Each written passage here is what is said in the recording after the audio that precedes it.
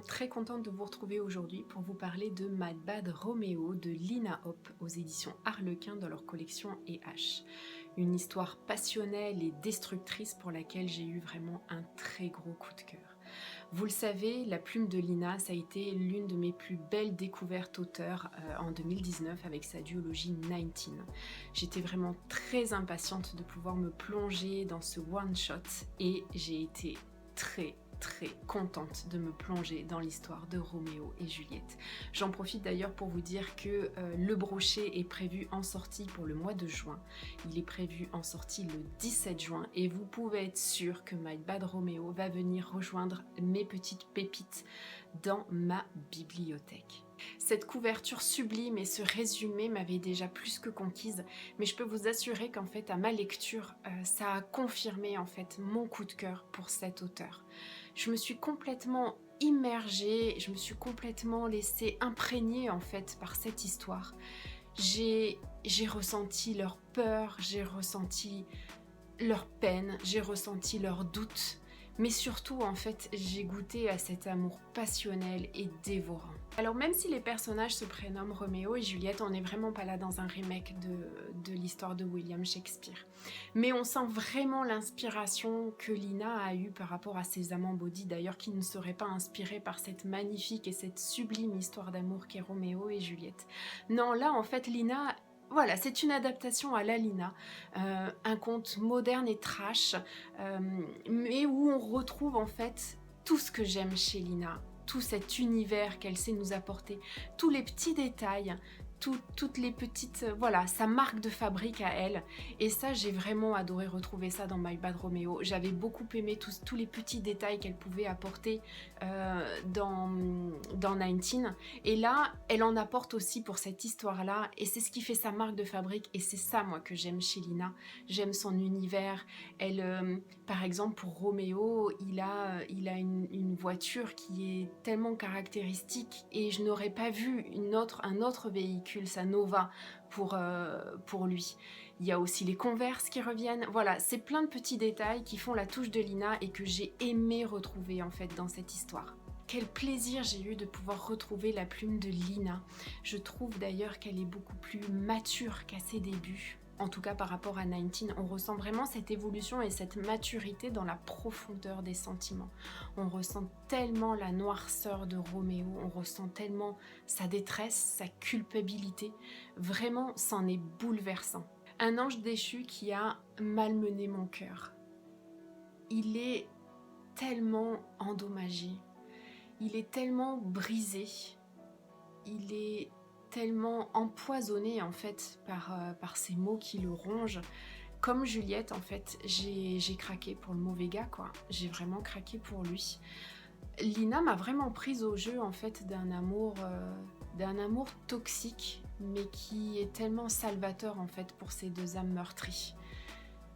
C'est l'histoire d'un rocker et de sa rose épineuse. Roméo Blake, c'est ce rocker en vrac, ce rocker solitaire qui est parti en fait du jour au lendemain pour fuir ses démons. Chanteur du groupe des Knicks, il va revenir sur New York après un an d'absence. Un ange déchu, couvert de tatouages, perdu dans la noirceur de son esprit et la culpabilité.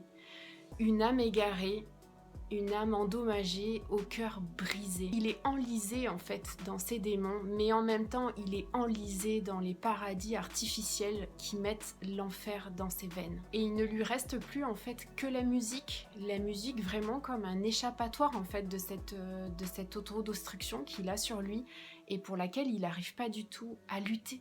À son retour, il va vouloir justement reformer son groupe pour retrouver ce goût de la musique et il va vouloir justement reformer ce groupe sur la scène de ce bar qui a fait sa renommée et il va croiser un regard parce qu'il suffira d'un regard, celui qui va tout changer, celui de Juliette. Juliette, c'est cette jeune femme, cette jeune artiste peintre de 21 ans qui elle aussi a fui un passé douloureux, elle a fui Londres pour aller à New York.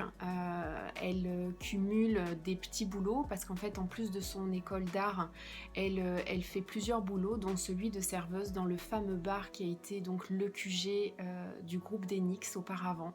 Juliette, c'est vraiment cette fragilité torturée, cachée en fait sous une couche de lumière et de joie. Et il suffira d'une voix, celle de Roméo. Cette voix de Roméo, un timbre puissant, un timbre électrisant. Elle va vraiment être captivée en fait par son charisme, par cette gueule d'ange. Et, et on va sentir tout de suite qu'ils vont avoir, qu'ils se dégagent en fait entre eux vraiment une alchimie particulière. J'ai vraiment été complètement dévorée par cette histoire. Ces deux êtres torturés qui vont vraiment s'attirer en fait comme des aimants. Il va être en fait pour elle un parfum d'interdit et Juliette va être pour lui à la fois son remède et son poison. C'est vraiment une relation toxique qui nous entraîne en fait dans un jeu tordu, un jeu sans aucune règle et sans attache. On est vraiment là en fait dans une descente aux enfers qui m'a vraiment bouleversée parce que leur relation en fait va être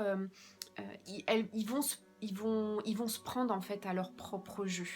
On est vraiment là dans une relation où ils vont s'empoisonner par la plus virulente des drogues, celle de l'amour. Parce que entre Roméo et Juliette, est-ce qu'on peut s'aimer sans se détruire? C'est vraiment une lecture qui m'a mis le cœur en vrac. Elle m'a mis le cœur en vrac parce qu'en fait la plume de Lina, cette plume qui est si juste et qui en même temps arrive vraiment à nous procurer une émotion immense, elle arrive en fait à nous emmener dans les tréfonds de l'âme de Roméo et de Juliette.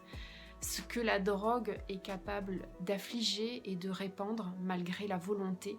On est vraiment là dans un combat contre une dépendance qui peut vraiment vous déchirer. Cette histoire, c'est vraiment un très très gros coup de cœur. Je peux vous dire que mon cœur a vraiment été malmené, a été en vrac. Mais quelle histoire! C'est une histoire canon.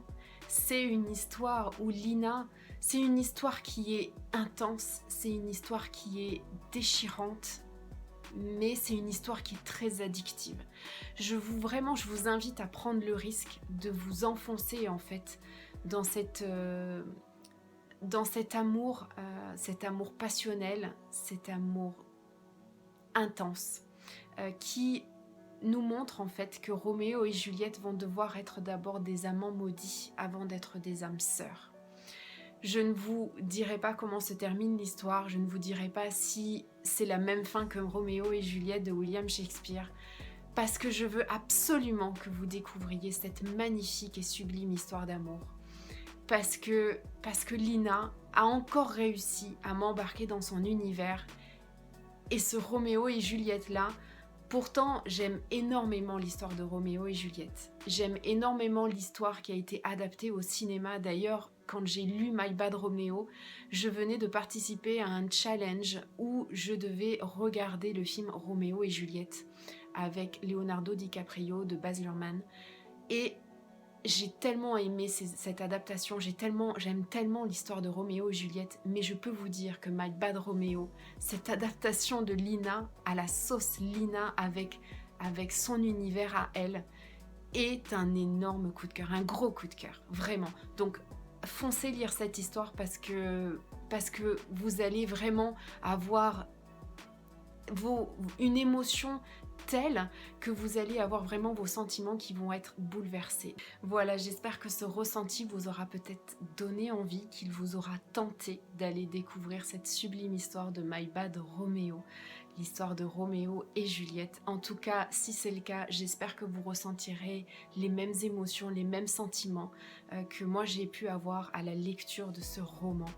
En tout cas, si c'est le cas, vraiment, n'hésitez pas à venir m'en parler. Peut-être que vous l'avez déjà lu, si c'est le cas aussi, n'hésitez pas à laisser un petit commentaire, je me ferai vraiment un plaisir d'en discuter avec vous, de voir aussi vous comment vous l'avez ressenti, de voir comment vous avez réagi à cet amour déchirant, cet amour intense. Voilà, en tout cas, pour l'instant, je me languis déjà de vous retrouver pour une nouvelle vidéo.